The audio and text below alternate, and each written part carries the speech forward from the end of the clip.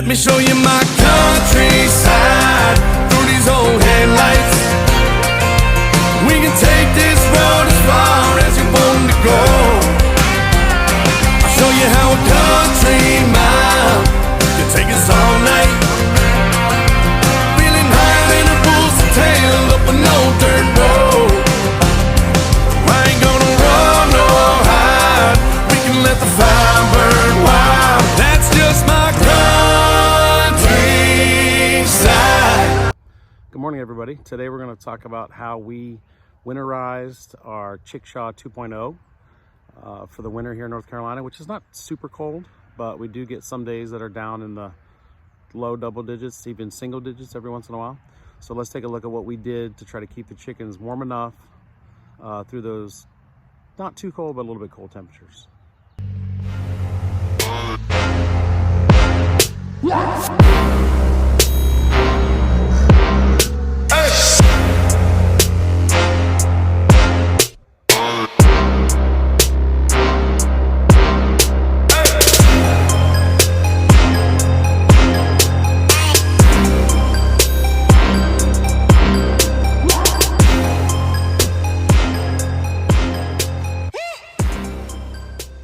So chickens are out. Their automatic door just opened, and that's the Chickshaw 2.0. We built that early in the year last year.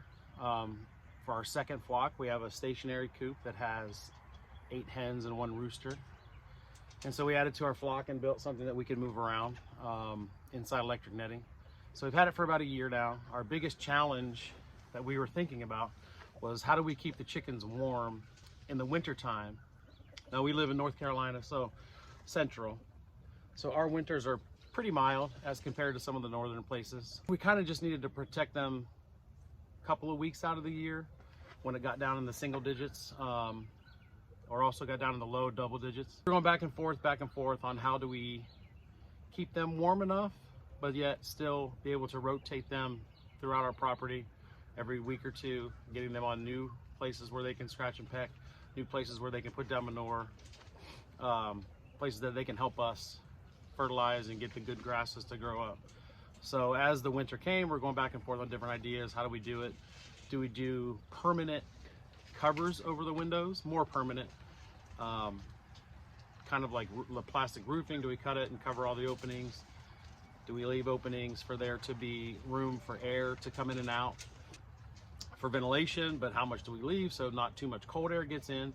So we went back and forth, and let me show you what we decided to do. All right, let's head over here to the fenced-in area that they're at right now. They just came out, so they're all a little hyped up, a little excited to be outside. They free range every day, sometimes in the late morning, sometimes in the afternoon, so they're really watching for that to happen and just waiting to see if I'm the one letting them out or if that's going to be later. Hi, buddies. We got 3 roosters in here, 3 grown roosters, 2 juvenile roosters that we put in here a few weeks ago. So we got quite a mix of different birds. We got more in the brooder in the garage that'll be coming out in a few weeks. All right, so this is the Chickshaw 2.0. This is the one that we built about a year ago in the spring, probably a little less than a year ago. The automatic door, which is different than the directions or the instructions. We did it without the automatic door for about a month and a half, and then we came out every morning and every night to close them in and let them out. So our other coop, stationary, which is over here, has an automatic door, and we just feel like it's so much more convenient. So we put the automatic door in, opens. It's not on timer, it's on light. So opens in the morning and then closes at night. So behind this gray tarp is hardware cloth. So that's a complete open side of hardware cloth. That's the same on both sides. What we tried to do is close out some of the wind that was going to be coming in the wintertime. We decided to close about 2/3 of the front. So this is open to inside the coop. And then we decided to close, same thing on this side. And then we closed this in. Now we did all this with screws and washers. So come another month or so, we're going to take these off so they get back to their full ventilation when we know it's going to be warm enough that they're not in any kind of position where they're uncomfortable or too cold. So this has the roost boxes along the back. This is the access point. Typically there's no cover over at all. So we wanted to stop the wind from coming in this direction also. So what we did is we took another piece of the same tarp that we had. Again, I'm huge on using things that we already have. So we had an old tarp laying around. We cut this into pieces. We used screws and washers to attach everything. And then I put a weight on the bottom, which is just a board to keep it held down, to keep the wind again out. We roll this up, and we're back to all their laying boxes.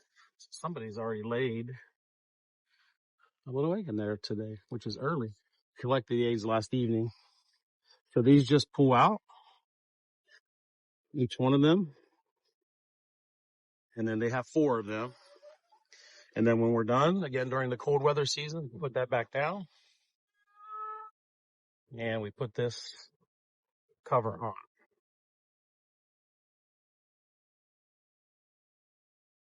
All right, so the other thing that we did, or that we do when we know really cold temperatures are coming, so we get some straw, and this lid on top has 2 clasps. It opens, and we spread straw throughout the bottom. That kind of blocks the wind from coming up underneath.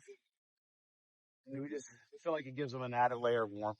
What we did, we had about 5 days of pretty cold temperatures that came through, maybe a month ago.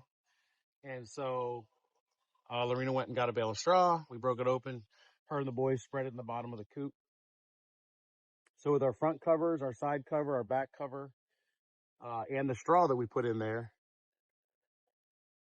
we really kept their temperature inside the chickshaw much warmer than it would have otherwise been.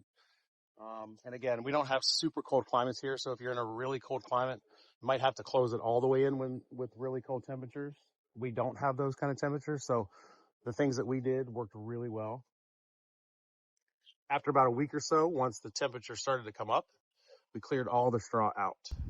The other thing that you want to think about, or the thing that we kind of took into consideration, is how do we face the chickshaw during the winter? So during the warm months, the spring, summer, fall, not really concerned. We can face it any which way. But in the winter, we're really specific about which direction. So the winds typically come through this area kind of from the southeast, southwest, kind of moving across our property. Now they can shift around a little bit, but predominantly they come from the southwest and up across our land. So during the cold temperatures, we always face this where the side of the chickshaw is faced that direction. That way, most of the winds are going to hit the side that's fully covered, and they're not getting a ton of breeze through the front where we left the ventilation for them.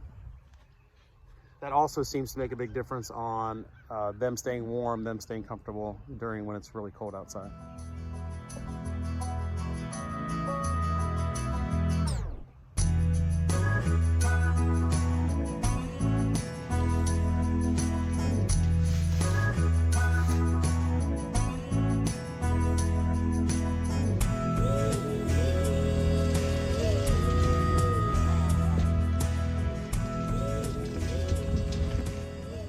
All right, so kind of a wrap up of what we did to try to give them some protection from the elements. We covered the sides of the chickshaw where the hardware cloth was 100%. We covered the front of the hardware cloth, about 2/3 of it's covered with the top, so they have still ventilation to go through. Remember, the whole bottom of the chickshaw is wire mesh, where they can get ventilation. When they go to the bathroom, it drops right through, and we continue to move them around. So sides completely covered, front about 2/3 covered, and then the back where the laying boxes are typically has no cover at all. We covered that with a weighted piece of tarp, and then that keeps the wind from coming through the back. So that's kind of how we updated the chickshaw itself. And then 2 things to keep in mind. Number 1, face it away from the predominant winds in your area, because you left that third open in the front. You don't want the wind just rushing in there constantly at them all the time. So we kind of make sure we turn it away from where the winds are coming from. And number 2, when it's really cold, we put straw or hay down in the bottom of the coop. It does block the chicken poop from falling through, but we only leave it in there about 5 days, 6 days, and then we clean it out. You don't want to have it in there all the time. You don't want to leave it in there forever. Very quickly, that's going to get filled with chicken poop, and it's going to be like a place where parasites and different things would love to be. So we don't keep it there more than 5 or 6 days, week at the most. If it's still cold, we clean it out, we put new in for the next week. That seems to keep too much air from coming up underneath during those really cold times and kind of insulate them. So we did it this year. We had a week, like I said, that's in the kind of a low temperatures, got beneath 20 for several days, and they did great. Didn't have any issues whatsoever. All right, so that's kind of everything we did to try to winterize it. We have to keep them moving. It's just what we believe is important. Keep them in a new area every week or two. So in the cold weather, we had some people pull the coop up next to the house, trying to keep it close for those cold temperatures. We really wanted to keep it moving. So by doing what we did to winterize the sides and the straw and everything that we've done, we did not have to stop the rotation. So they just keep on going. Now it's time to get them some food.